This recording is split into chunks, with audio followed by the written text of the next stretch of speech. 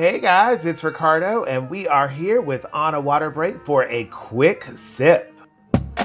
Guys, I said quick sip. Come on, let's go. Get back out there. We don't have all day here.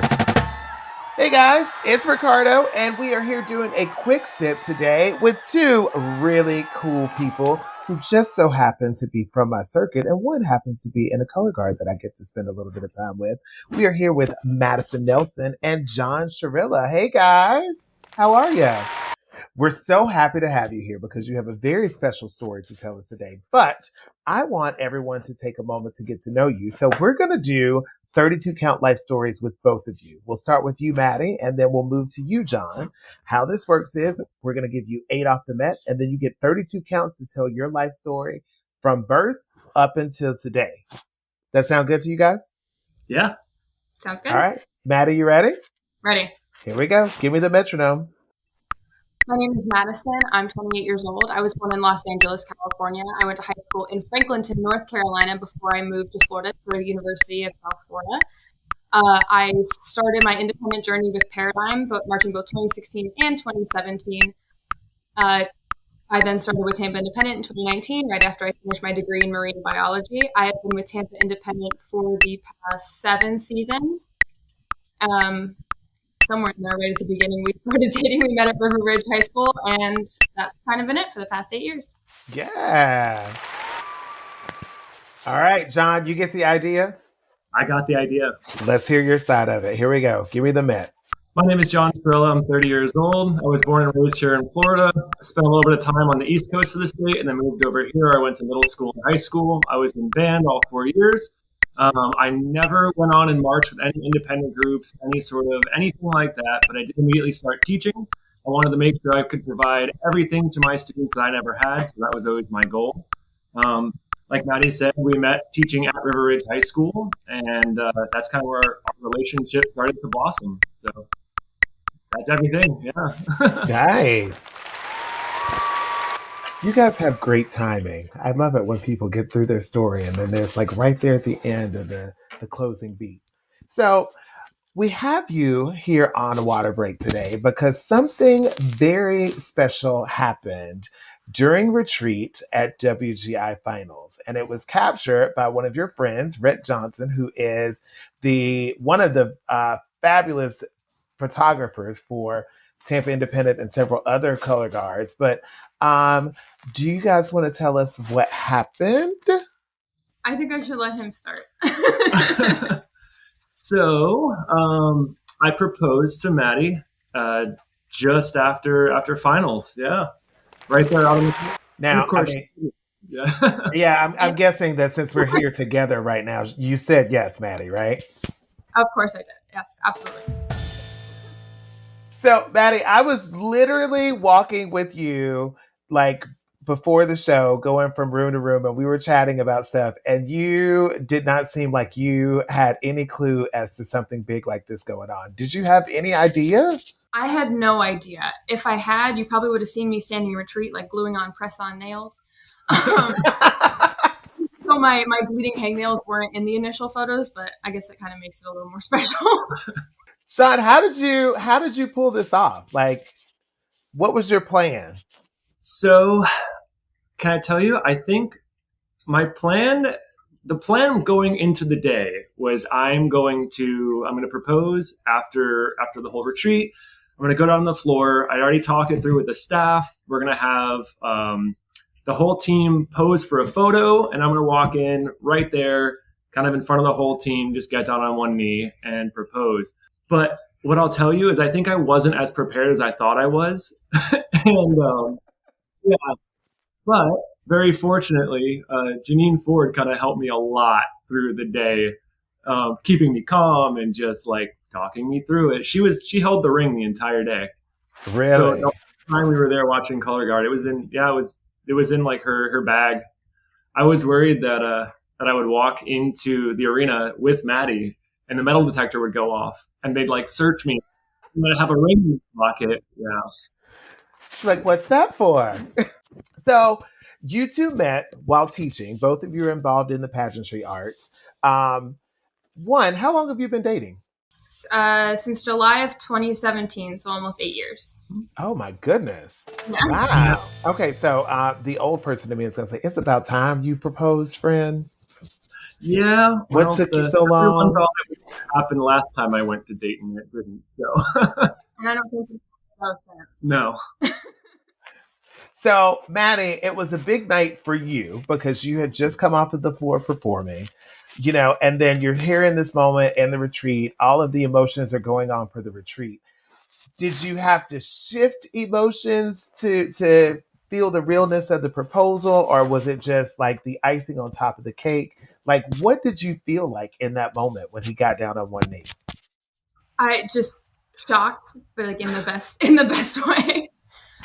We're sitting there, we have our group picture. There's a video of this, one of the videos, taking a picture. Brittany is standing way too close to be taking a decent picture. Obviously, she was not taking a picture. And John walks into frame, and one of Ryan Alexis goes, "John, you're in the picture," not quite realizing what was happening.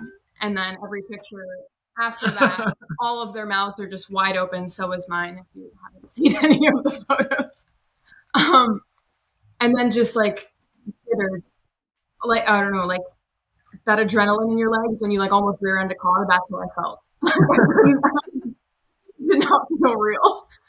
For how long has it been? Still doesn't feel real. Yeah, so like 4 days, 5 days. Yeah. So you both are in the pageantry arts world. I find it so special when people can connect and they understand each other.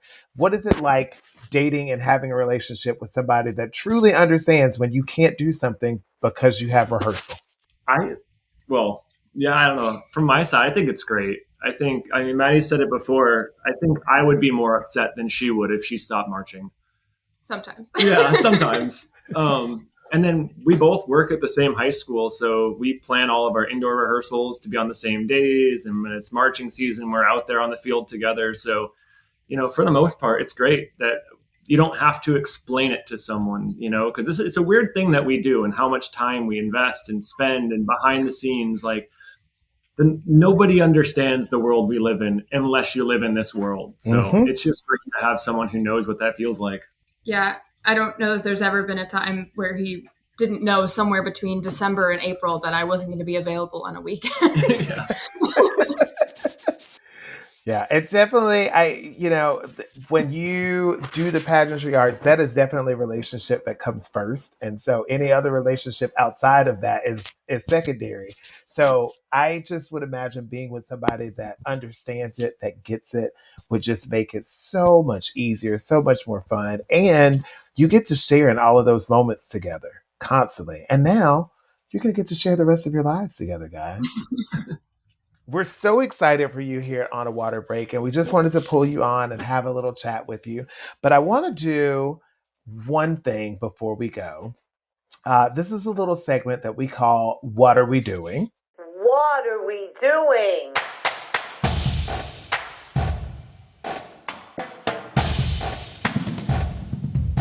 What are we doing? So in our What Are We Doing sections, we like to ask a question, something that's happening in the pageantry arts world that you are questioning and wondering, what are we doing? So do either one of you have a What Are We Doing for our audience today? I do. Maddie, let's hear it. Percussion. What are we doing having our VE in shoes where they can't point their feet? It's heinous. I just felt that on a spiritual level. If your VE is just going to be a dance line, put them in a jazz shoe. Preach. I watched Drumline 2 weeks ago at FFCC Championships. And let me tell you, these Drumline VEs, they are serious. Like, these people are moving and dancing. But every time I looked down, it was like a dead fish flopping on the bottom of somebody's leg. Because you cannot point your toe in those sneakers. I'm writing a letter. I'm going to write a letter. I've been holding on to that for a long time. John, do you have a What Are We Doing? I don't think it can top that. I think mine is going to be very underwhelming. But what are we doing? Bringing our metronome loudspeakers to championships, to Dayton with us, to wherever, and blasting them in the lot. It's the end of the season. If you need it now, You don't need it. If you need it now, what have you done the entire season? Mm-hmm. Is It's a your little, tempo really that too bad? late. It Yeah. is. It's obnoxious. I mean, my question is this. I don't understand this, and it's not necessarily what are we doing, but it is what are we doing. I don't understand percussion people, how you guys spend more time hanging out in the lot watching groups than actually watching the show. There. I don't think it's understand it. up close and personal. You could see everybody's hands. You could see what they're playing, how they're playing it. Like, just be right up in front of somebody and really analyze what they're doing. Whereas, like, in a show, you just get a quick snippet of what it looks like, and it just goes by so fast. Okay, when you say it that way, it makes sense to me. You get to see like the technicalities of it. All right, I guess I'll stop bitching about that one. Great job, everyone. Set your equipment down. Gush and Go. All right, the last segment that I want to do with you guys is a Gush and Go. What are you gushing and going about right now? I think the only reasonable thing we can be gushing and going about, and the fact that we're getting married. You are getting married. Guys, listen, it has been so great chatting with you, and I love you both so much, and I wish nothing but the best for you and just happiness and, you know, one day maybe having some pageantry art babies. That would be great. We'll see about that. Uh-huh. All right, so Maddie and John, where can we find you on social media? My Instagram is at Maddie, Maddy, Lynn, Lynn 22. My Instagram is Drummer Boy Mercy. A little outdated. It's an old band I was in. Don't judge it. No judgment here. No judgment at all. Anyway, everyone, thanks for a great rehearsal this week. Can't believe we did this. Got a live question or a good topic to talk about? Email us at onawaterbreakpodcast@gmail.com or find us on social media and DM us if you want to be on the show. We even have a form now to fill out if you want to be a guest. We love having people on the podcast. So check that out at our link in the bio on our social media, or you can just take out your phone and make a video and send it to us, and maybe you'll see yourself on the podcast soon. One more thing. Don't forget, we have a YouTube channel now, so go and subscribe so you can see us all there. Also, before you close out of your podcast listening app, go subscribe, write us a review, and share this with a friend. Follow us on social media at On a Water Break, and we'll see you at the next rehearsal on a water break. The On a Water Break podcast was produced by Jeremy Williams and Christine Ream. The intro and outro music was produced by Josh Lyda. To learn more, visit lydamusic.com. And until next time, thanks for tuning in.